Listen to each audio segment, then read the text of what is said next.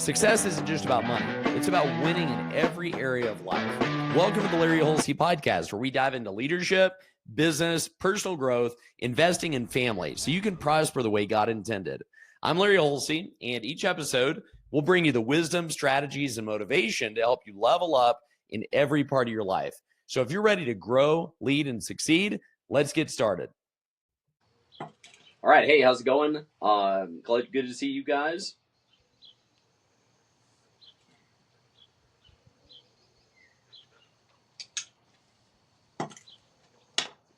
All right. Hello. Welcome to the Larry Hulsey podcast. It's good to be with you here today. Actually, it's a beautiful night out here in Amarillo, Texas. No wind, just gorgeous, about 70 degrees, absolutely beautiful summer night. And what I want to talk to you about today is about lessons that I learned from my Billionaire Mentor. And, you know, I've been in the health and nutrition business for the last 30 years. It's been an amazing ride. Actually, I started in this industry when I was 18 years old. And, I was like totally going nowhere. At that time, there's a fly out here. At that time, I was actually a waiter.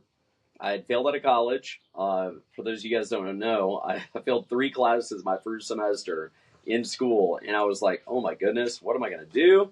I ended up quitting school or taking a break, and I thought, well, I'll go back, once I kind of get my head on straight and, figure out what I want to do, right? I did know I wanted to be in business. So I knew I wanted to be in business. I knew I wanted to be successful. I knew I wanted to do big things. But, after failing out of school, I was like, man, what am I going to do with my life? I just was lost. I felt like a loser.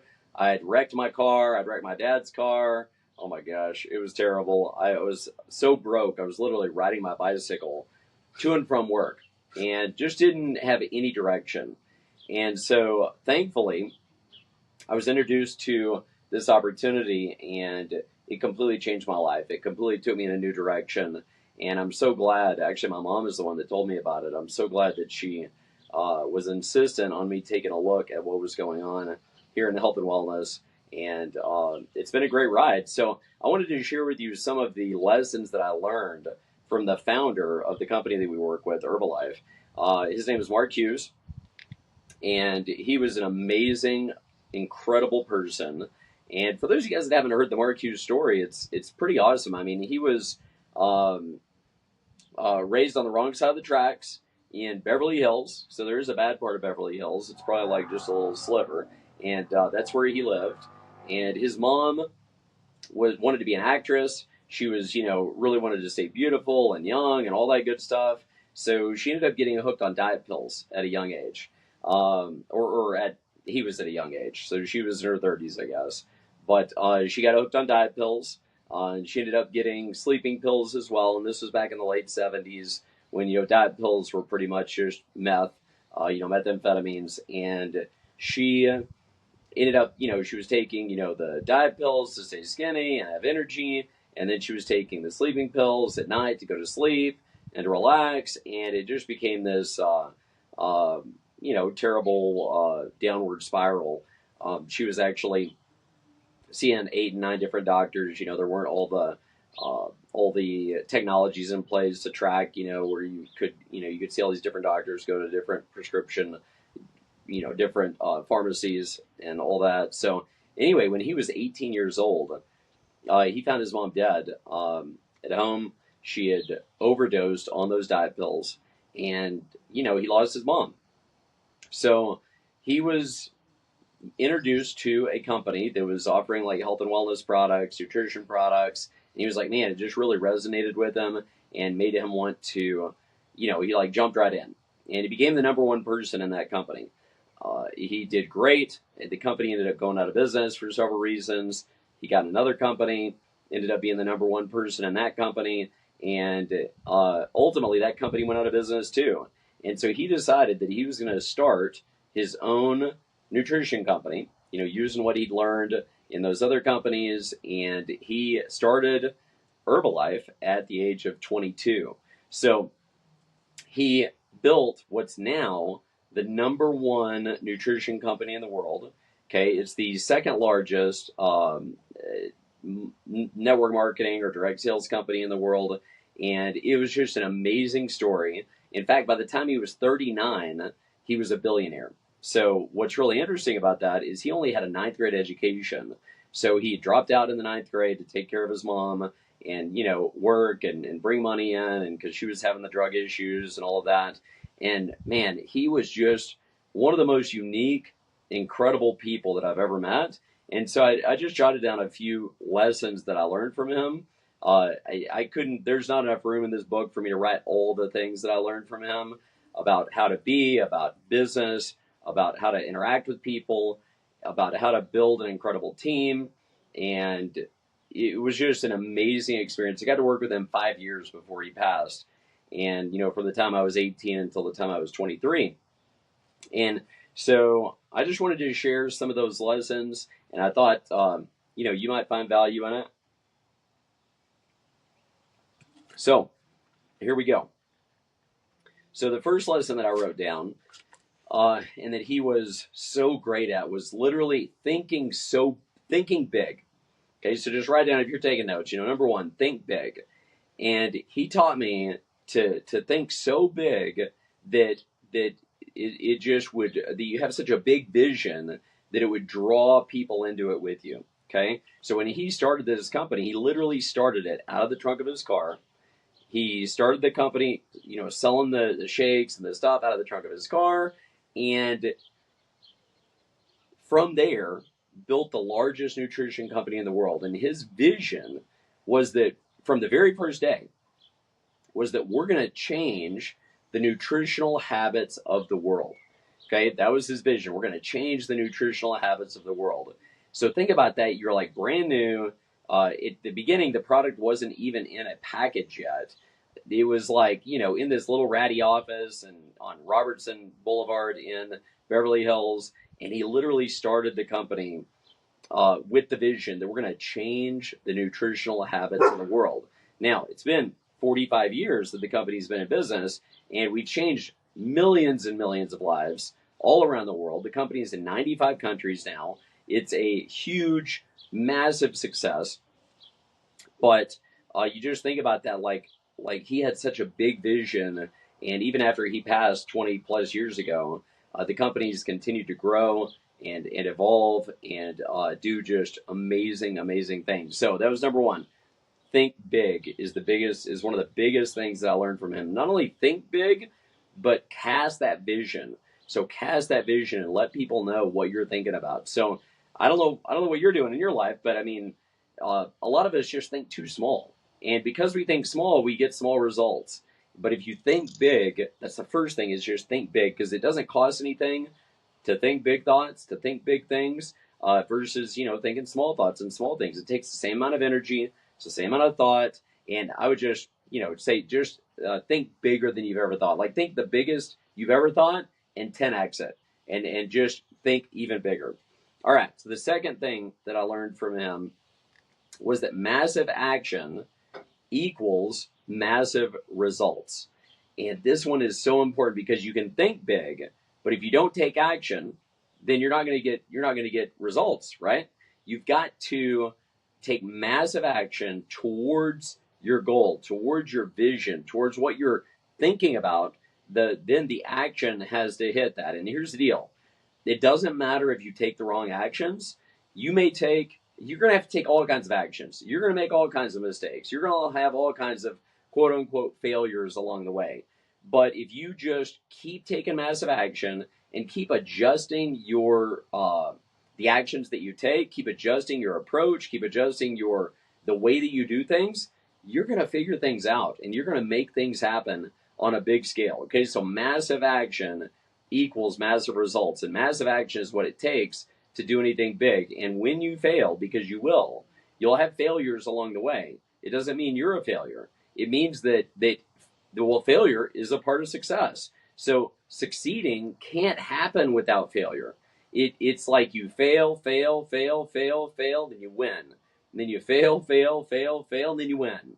And then those wins can get bigger and bigger as you continue to take that action and just move forward. So So that was the second thing I wrote down.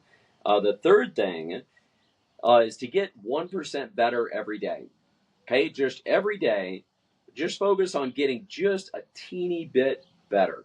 Okay, just a little bit better. 1% improvement every day starts to compound. And each day that compound builds upon the last day and the last week and the last month. And I'm telling you, at the end of a year, you will not even recognize yourself as you just continue to get just that little baby bit better every day. I mean, literally 1% better. Think about it. 1% better in your attitude, 1% better in your work ethic, 1% better in your organization capability, 1% better in your marriage, 1% better as a parent, 1% better in each and every area in your physical body, 1% better in the way, the kind of food that you put in your body. I mean, it's just all that, those little small improvements compound over time and become major differences in the course of a month, in the course of a year, in 10 years. I mean, holy moly, you won't even recognize yourself in really even in just a year of getting 1% better every day. And if you fall down and you mess up, just get back on your horse and get better the next day. Okay? So he taught me that for things to get better, you have to get better. Okay? So if you want your life to get better, we all have circumstances, we all have things going on, and for those things to change, you have to change. So many people are wishing for things outside them to change, but you need to, for things outside to change, you have to change. I have to change. And if we want things to improve, we got to improve. Things to get better, we got to get better. And that was the third thing that I wrote down here. Okay. So the fourth thing that I wrote down is what he taught me about how to treat people. Okay. And he always said, I mean, over and over he trained this, and I didn't understand it as much as a young entrepreneur, at the age of 18, 19, 20. But he said to treat everybody with respect, treat everybody kind, treat everybody nice, and treat everybody equal. Okay? So that was a huge, huge lesson. And, you can see people that are just kind to people, that treat people with respect, treat them equal. And I've tried to do that in my life. Doesn't mean that, everybody likes me or whatever, because you're always going to have, people that you don't jive with or whatever. But I've always tried to be fair and treat people equal. And I don't care if you're a multi-billionaire that I'm talking to or you're a homeless guy on the street. I try to give everybody respect as a human and treat them nice and treat them kind, and whether they can do anything for me or not. And I think that's a great quality and something that I learned from Mark Hughes. So the fifth thing that I learned just by watching him was leadership. And everything, John Maxwell says that everything rises and falls on leadership. And I believe that to be true, because your leadership capacity, leadership is really just influence. So whenever you're exerting leadership, you're exerting influence. So you want to think about, okay, first of all, I believe I was, I had some leadership as a kid and as, middle school and high school. So you got to think about, what are you using that leadership for? Because I can look back at times when I was in, middle school, high school, that I was using my influence and my leadership for the wrong things and for leading people down the wrong path. So first of all, you want to have yourself going on the right path, and then you want to develop your leadership ability, because your leadership ability is going to improve your effectiveness in whatever you're doing. So whatever kind of business you're doing or working with your family, your children, your friends, that leadership ability is going to impact how effective you are. Okay, so if you have a low level of leadership, you're going to have a low level of effectiveness. That means you have a low level of influence. So you want to raise your leadership, it impacts every area, and it makes every area of your life work better. Okay, so leadership, that was number 5. Number 6 is to cast vision. Okay, and I talked about this a little bit previously with when I was talking about thinking big, but it's important that you cast, if you want to grow, which you may not want to grow. Imagine if you're watching this, you're someone who wants to grow, you're somebody who wants to build a business, or excel in your job or whatever it might be. But casting a vision that's so big that other people can be enrolled in it is a huge skill that you want to work on. So casting vision, that means first of all thinking big, having a vision, but then being able to articulate that vision so that other people can be a part of it. Okay, so that was number 6, and Mark always said, put the big pitch on everybody, let them decide. So always cast the biggest vision for everybody. Don't think, well, this guy's not, very good, or, like me. I mean, I was a waiter, I was riding my bicycle to and from work, but yet he still put the big vision, the big pitch on me that I could be somebody better, that I could be somebody bigger, that I could do big things, that I could impact the world. And I'm so glad that he did, because that made all the difference in me believing in myself to be a part of his vision and really make a difference in the world. So, all right. So number 7, and this is a big one. Okay. So he said to work with those who deserve it, not just those who need it.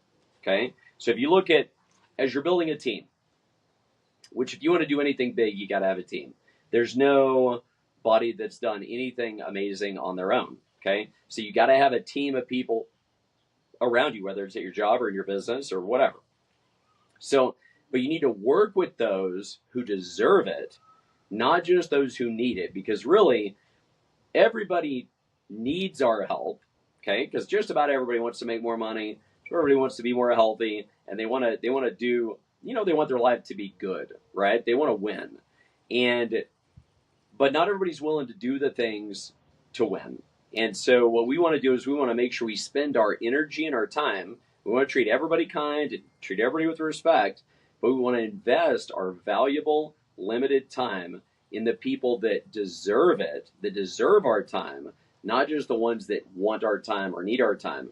And as you grow in business and you grow in leadership and in your impact you're making in the world, you're going to have more people wanting to pull your time, okay, or spend time with you. In fact, Zig Ziglar is another mentor of mine. He used to say, it seems like the people that have nothing to do want to do it with you. Okay, so that's so true. I remember when I first started out in my business, I was 18. I wanted to hang out with my buddies. I wanted to go do stuff. And I was starting my own business that I was self-employed. It was my business, okay, which meant I had to employ myself. So when they called up and wanted to go out and party or wanted to go out for lunch or go do whatever, these guys, at that time, they were all 18, 19, 20 years old. And so they were all, doing whatever they were doing. But I had this vision and this goal that I was going for. And so I had to make sure that I didn't let them pull me off track, okay, and pull me into things when I needed to get some work done and get some actions accomplished. I couldn't go do those things. And so I had to make sure to spend the time with the people that deserved my time more than just those who needed it. Okay, number 8, and this is one of the biggest keys to success that I've found, okay, and it's who you're around, okay? Who are the people that you're spending the most time with? Because the circle that you run with is going to greatly affect how your life turns out. And you want to make sure, so if you think about it, we have 4 kids. We have 21-year-old, 18-year-old, 14, and 12, all right? So I remember, we want our kids to be around good quality other kids, right? We don't want our kids hanging out with kids that are doing drugs, that are drinking, that are partying, that are not doing good stuff, that aren't, being diligent in school, or that are, being diligent at church or whatever, okay? You want your kids around those good kids. In fact, I was one of those kids that you didn't want your kids around, okay? I was one of those kids that you were like, oh gosh, I remember getting banned from a few friends' houses by their parents because I was a hellion, okay? I was just doing all kinds of stuff. And looking back, I totally understand where they were coming from, because if you're hanging out with people that are not reading many books, guess what? You're not going to read many books. If you're hanging out with people that are drug addicts, you hang out with 4 drug addicts, you're going to be the 5th. But the opposite is true too. If you hang out with 4 millionaires, you're going to be the next. You hang out with 4 billionaires, you're going to be the next. Hang out with people who are going where you want to go. Okay, so it's good to do a relationship audit. And I would highly recommend this, that you just look at, who am I spending the most time with? Okay, and just write their names down. Okay, Bob, Mary, Joe, and it may be family members or whoever. But who are you spending a significant amount of time with? And then I would ask yourself the question, where have they got me going? So the people that I'm spending time with, where have they got me going? What thoughts have they got me thinking?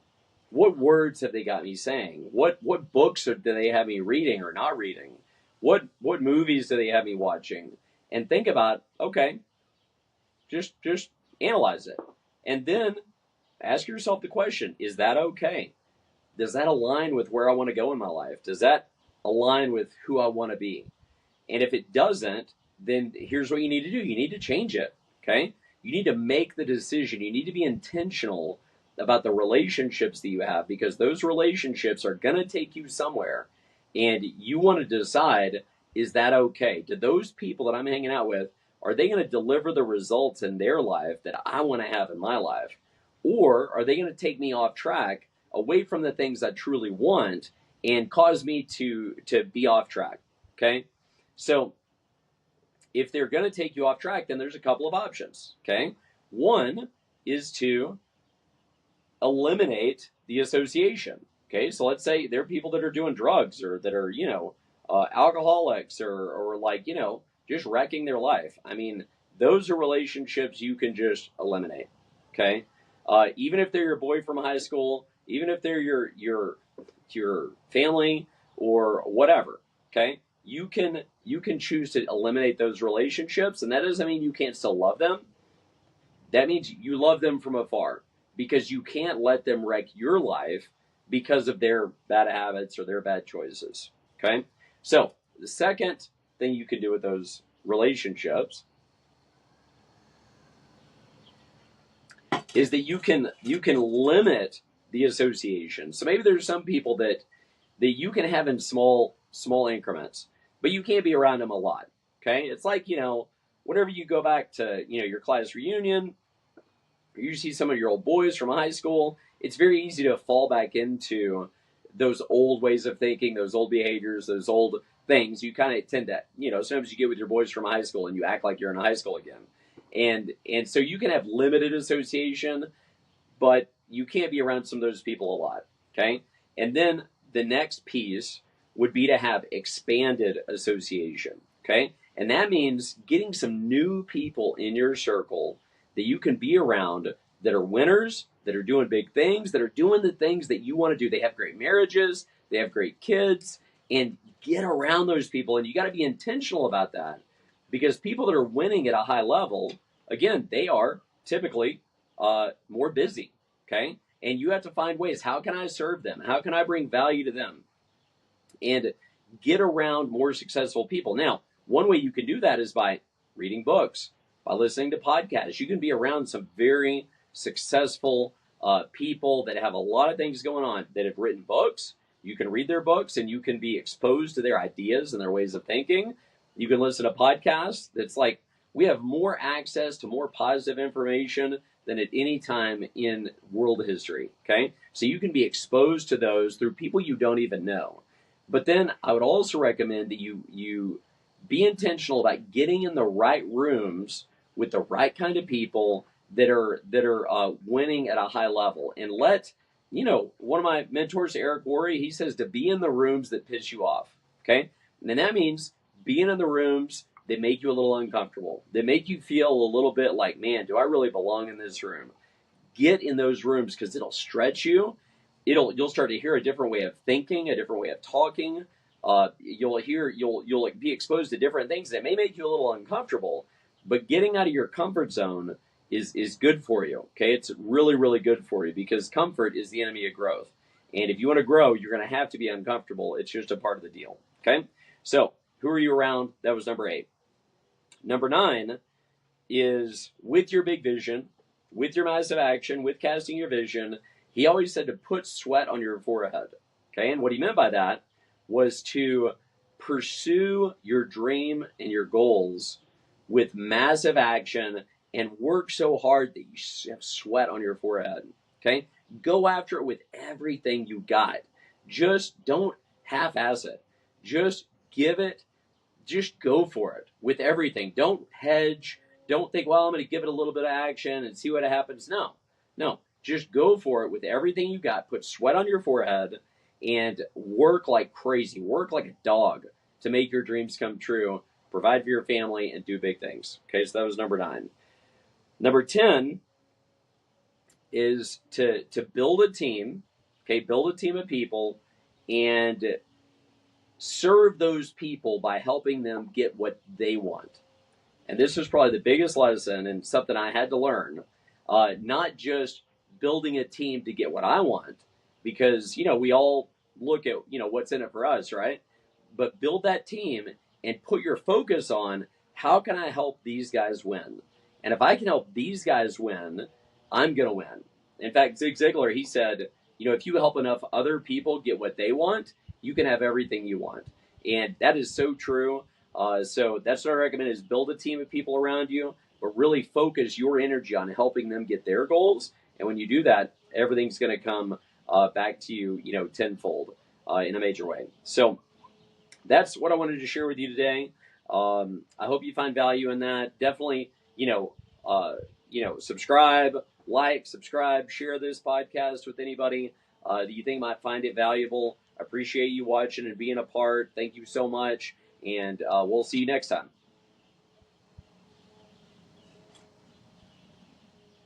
That's a wrap for today. If you got value from this episode, make sure to subscribe so you never miss a show. And if this message resonated with you, share it with a friend and connect with me on social media. I'm at Larry Hulsey, and I'd love to hear how you're applying these lessons in your own journey. So remember, success is more than just one area of life. You want to keep growing, keep leading, and keep prospering the way God intended.